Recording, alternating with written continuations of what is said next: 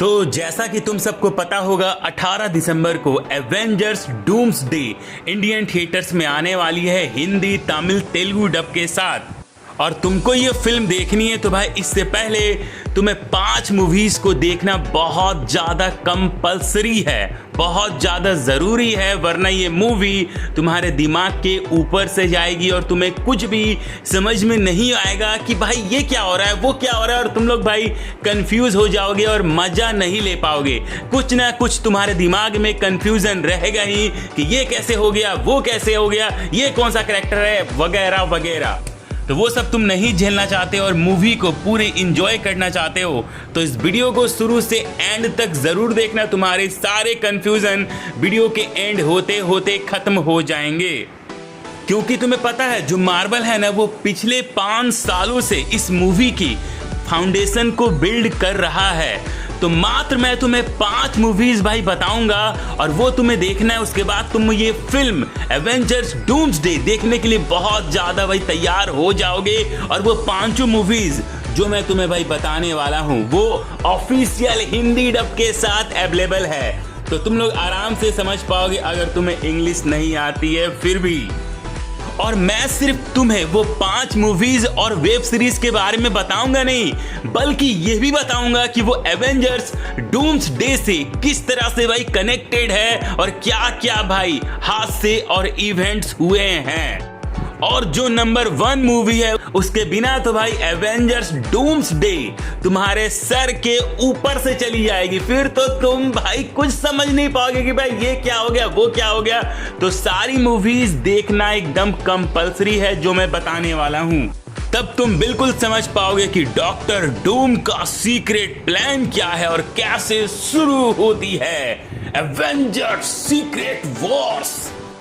तो नंबर 5 पर जो मूवी आती है इसका नाम है एवेंजर्स एंड गेम। मुझे पता है तुम लोग में से बहुत सारे लोगों ने, लगभग 95% लोगों ने ये मूवी देख ली होगी, लेकिन अगर गलती से किसी ने ये मूवी को मिस कर दी है तो जाकर जरूर देख लेना, क्योंकि ये मूवी में बहुत सारे ऐसी चीजें हैं जो कि एवेंजर्स डूम्सडे से कनेक्टेड है। और मुझे पता है एवेंजर्स एंड गेम का जब नाम आता है तो सबके दिमाग में सिर्फ आयरन मैन, टोनी स्टार्क ही भाई आता होगा कि वो कैसे अपने आप को सैक्रिफाइस कर देता है दुनिया को बचाने के लिए।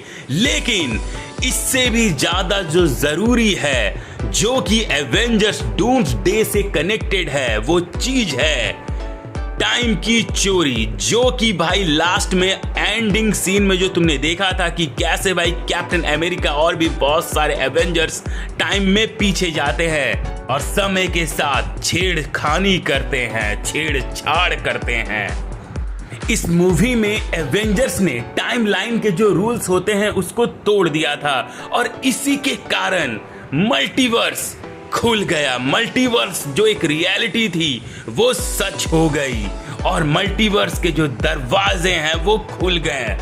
सच बताऊं तो अगर एवेंजर्स कभी टाइम ट्रेवल नहीं करते तो आज जो इतना बड़ा खतरा है डॉक्टर डूम, जो कि एवेंजर्स डूम्सडे आने वाला है, ये कभी होता ही नहीं। लेकिन सच बताऊं तो टाइमलाइन बनाना सबसे बड़ी प्रॉब्लम नहीं थी, सबसे बड़ी प्रॉब्लम थी जिसने भाई टाइमलाइन बनाया है, जो टाइमलाइन को कंट्रोल कर सकता है वही खत्म हो जाना, उसी का मर जाना। और जो कैंग है, जैसा कि तुम्हें पता होगा कैंग मर जाता है। नंबर 4 पे जो आती है वो एक सीरीज है जिसका नाम है लॉकी। इसका तुम्हें सीजन 1 और सीजन 2 देखना पड़ेगा, जो कि हिंदी डब के साथ अवेलेबल है, ऑफिशियल हिंदी डब के साथ। ये जो सीरीज है ना, ये मार्वल का बहुत बड़ा, मार्वल सिनेमैटिक यूनिवर्स का सबसे ज्यादा इंपॉर्टेंट सीजन है। इसमें कई सारी ऐसी चीजें जो कि तुम्हें जरूर जाननी चाहिए, जैसे कि इसी वेब सीरीज में हमें पता चलता है कि जो टाइमलाइन है उसको एक ही इंसान कंट्रोल कर रहा है, ही हु रिमेन, मतलब कि कैंग ही उसे भाई अपने हाथों से कंट्रोल कर रहा है, काबू कर रहा है। और जब सेल्वी ने कैंग को मार दिया तो उसने बस एक विलेन को नहीं मारा, बल्कि जो इन्फिनाइट टाइमलाइन है वो भाई और ज्यादा बढ़ने लगे। इन्फिनाइट टाइमलाइंस एक साथ एग्जिट होने लगी। तो जरा तुम लोग दिमाग लगाओ, जरा सोचो कि हर यूनिवर्स में अगर अलग अलग टाइमलाइन में अलग अलग विलन्स और सुपर हीरोज हैं तो डॉक्टर डूम के पास कितनी पॉसिबिलिटीज है। और कॉमिक्स जो है ना, मार्वल का कॉमिक्स, वहां पर जो भाई डॉक्टर डूम है वो बस एक यूनिवर्स को ही कंट्रोल नहीं करना चाहता, वो पूरा मल्टीवर्स को कंट्रोल करना चाहता है और कंट्रोल करने की कोशिश भी करता है। लेकिन बस टाइमलाइन का होना ही प्रॉब्लम नहीं है, सबसे बड़ा प्रॉब्लम तो अब शुरू होता है। नंबर 3 पे जो मूवी आती है ना, उसका नाम है doctor strange multiverse of madness. और जो ये मूवी है ना, ये मूवी में हमें एक वर्ड, एक शब्द बार बार पूरी मूवी में सुनाई देता है, जो वर्ड रहता है इनकर्जन। जिनको इस वर्ड का मतलब नहीं समझ में आया तो सिंपल भाषा में कहा जाए तो जब दो यूनिवर्स एक साथ टकराते हैं तो उसे कहा जाता है इनकर्जन। जब हम ये मूवी देख रहे थे तो हमें बस ये भाई एक धमकी लग रही थी, वार्निंग लग रही थी, लेकिन अब समझ में आया कि जो मार्वल है वो डूम्सडे की भाई प्लानिंग कर रहा था। कॉमिक्स में डॉक्टर डूम का सबसे बड़ा जो रोल है ना, वो है भाई यूनिवर्स और प्लैनेट्स का कोलैब करना और सुपर हीरोज का भाई बैटल करवाना, आपस में भिड़वाना। और अगर डॉक्टर डूम्सडे वाला स्टोरी अगर ऐसा ही होता है कॉमिक्स से भाई रिगार्डिंग, कॉमिक्स से रिलेटेड, तो हमें इनकर्जन ही देखने को मिलेगा कि जितने भी सुपर हीरोज हैं वो आपस में ही लड़ते हैं, क्योंकि डॉक्टर डूम उन्हें मैनिपुलेट कर देता है।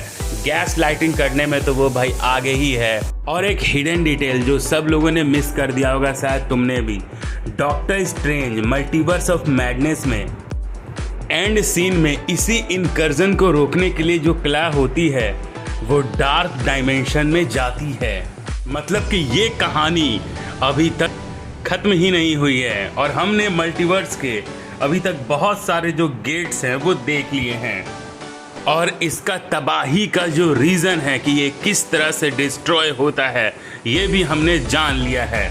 सेकेंड नंबर पे जो मूवी आती है उसका नाम मैं तुम्हें बताऊंगा तो तुम लोग बोलोगे ये तो टट्टी है, क्योंकि भाई बहुत सारे मार्वल फैंस ने बोला ये क्या यार, ये सुपर हीरोज है या भाई ये बाबा सिर है, मतलब ऐसे ऐसे लोगों ने नाम दिया था कि MCU का, मार्वल का सबसे घटिया सुपर हीरोज का ग्रुप ये है। इसका नाम है थंडरबोल्ट्स। अब तुम लोग के दिमाग में आएगा कि आखिर ये एवेंजर्स डूम्सडे से कैसे कनेक्टेड हो सकता है। जब ये भाई सुपर हीरोज की टीम की मूवी निकली थी तो सब कह रहे थे ये तो भाई साइड कैरेक्टर्स कहलाने के भी लायक नहीं है, इतनी बकवास सुपर हीरोज की टीम और सब एक दूसरे का कॉपी लगते हैं। लेकिन गाइज, इसका डूम्सडे जो मूवी आने वाला है ना, एवेंजर्स डूम्सडे, उससे बहुत बड़ा कनेक्शन है, क्योंकि मार्वल का हमेशा का यही है कि वो इम्पोर्टेंट कैरेक्टर्स को कभी भी हाईलाइट नहीं करता।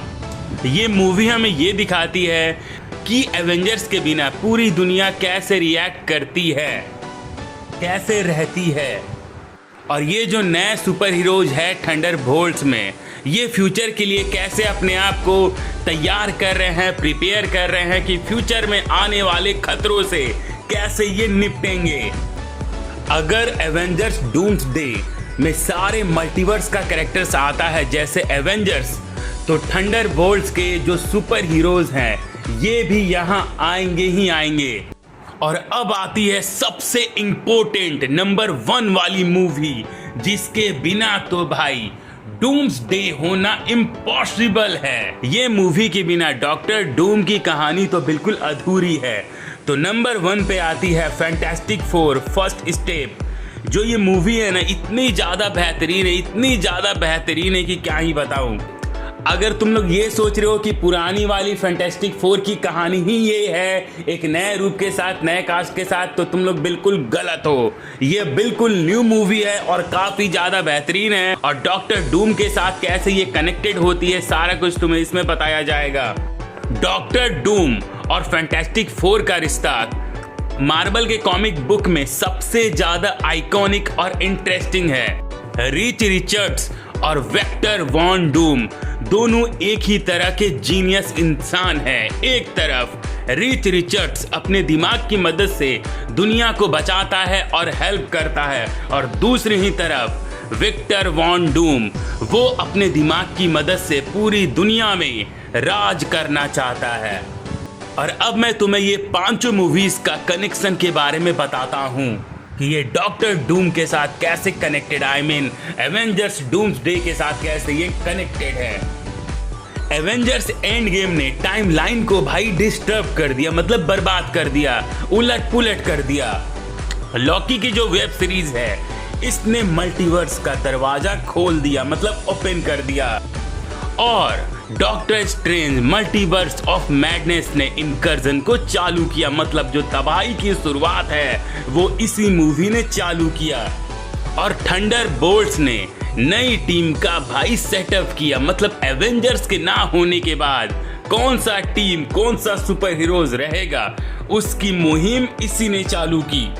और फैंटास्टिक फोर जो मूवी है फर्स्ट स्टेप, इसने डॉक्टर डूम का नई दुनिया का दरवाजा ही खोल दिया, क्योंकि तुमने देखा ही होगा फैंटास्टिक फोर में लास्ट में जो रीड रिचर्ड्स का बेटा होता है उसको डॉक्टर डूम ही लेके भाई चला जाता है। भाई क्या वो आइकॉनिक सीन था भाई, मैंने तो भाई थिएटर में सीटियां मारी थी उसके भाई, मतलब जब उसका एंट्री हुआ था डॉक्टर डूम का। तो दोस्तों अगर आप ये 5 मूवीज देखने के बाद एवेंजर्स डूम्सडे थिएटर्स में देखने जाते हो तो उस मूवी में ऐसे क्या सीन्स आएंगे जो कि तुम लोग भाई आराम से समझ पाओगे और तुम्हें मजा आएगा कि अच्छा इस मूवी से इसका यहाँ पे कनेक्शन था। और जिन लोगों ने ये मूवी नहीं देखी है वो भाई पूरे मूवी तक, मतलब एवेंजर्स डूम्सडे का स्टार्टिंग से लेके एंड तक कंफ्यूजन में ही रहेंगे कि ये कैसे हो गया, वो कैसे हो गया, ये कब हुआ, वो कब हुआ। तो भाई कंफ्यूजन में नहीं रहना है तो ये पांचों मूवीज को देख लो अभी के अभी। तुम्हारे पास अभी 18 दिसंबर को तो एवेंजर्स डूम्सडे चालू होने वाला है, ठीक है, आई मीन लगने वाला है, तो उससे पहले तक का तुम्हारे पास टाइम है, मतलब नवंबर तक का टाइम है। जब भी तुम ये वीडियो देख रहे हो तो आराम से भाई वो पांचों मूवीज को देख लो और तुम ये मूवीज को अपने दोस्तों को भी भाई रिकमेंड कर सकते हो जो कि मार्वल के बहुत बड़े फैन हैं। तो आज की वीडियो ने तुम्हारे लिए एवेंजर्स डूम्सडे का वॉच लिस्ट तैयार कर दिया है। तो इस वीडियो को अपने सारे फैमिली मेंबर्स के साथ, अपने दोस्तों के साथ शेयर करो और उनको भी बताओ कि कैसे वो समझ पाएंगे एवेंजर्स डूम्सडे की कहानी को। और वीडियो को लाइक करना मत भूलना और चैनल को सब्सक्राइब करके बेल आइकन दबा लो ऐसे ही इंटरेस्टिंग वीडियोस के लिए। और वीडियो कुछ ज़्यादा ही पसंद आ गया है तो सुपर थैंक्स भी कर सकते हो। तो चलो फिर मिलते हैं नेक्स्ट वीडियो में, तब तक के लिए tata bye bye good bye.